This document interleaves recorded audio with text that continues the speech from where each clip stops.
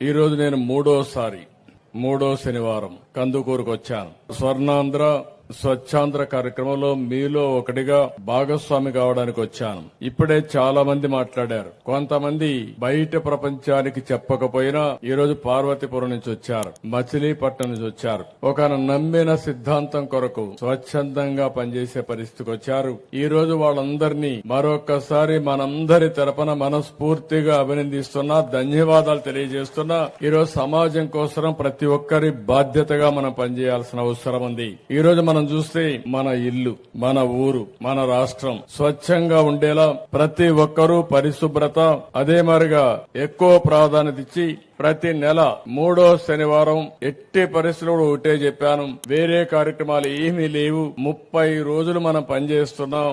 30 రోజులు మన సమయాన్ని మనకు తెలియకుండా వెళ్లిపోతుంది.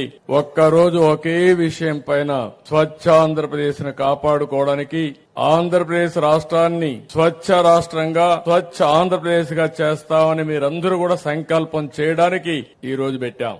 గవర్నమెంట్ లో అందరినీ కోరాను, పిల్లల్లో అందరినీ కోరాం. అందరం కలిసి ఈ విషయాన్ని ఆలోచించుకోవాల్సిన అవసరం ఉంది.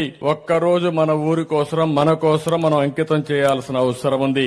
ఈ రోజు ఇంత మునుపు మాట్లాడితే కొంతమంది చాలా స్పష్టంగా చెప్పారు. అది చూస్తే నాకు అనిపించింది ఇంకా కొన్ని రోజులు బాగా వెళుతుంది. రాబోయే రోజుల్లో మనందరికీ అది ఒక సాంప్రదాయంగా తయారు కావాలని. ముందు ఎక్కడో మార్చక్కర్లేదు, మీ మైండ్ మీరు మార్చుకుంటే ముందు ఆలోచన మైండ్ నుంచే పుడతాయి. స్వచ్ఛమైన ఆలోచనలు మీ మైండ్ లో నుంచి వస్తే ఇంకా ఈ రాష్ట్రానికి తిరుగులేదు, మీకు తిరుగులేదు, మీ కుటుంబానికి కూడా తిరుగు లేదని మరొకసారి ఆలోచిస్తున్నా. మీరు చూడండి, ఒక చెడు ఆలోచన చేసే వ్యక్తికి చెడు స్నేహమే వస్తుంది. అదే మరిగా ఆయన ఎకో సిస్టమ్ కూడా వాళ్లే బిల్డప్ అవుతారు. ఒక మంచి వ్యక్తి మంచి ఆలోచన చేస్తే మంచి వాళ్ళందరూ వస్తారు. దానివల్ల వాళ్ళ వల్ల మంచి జరిగే పరిస్థితి వస్తుంది.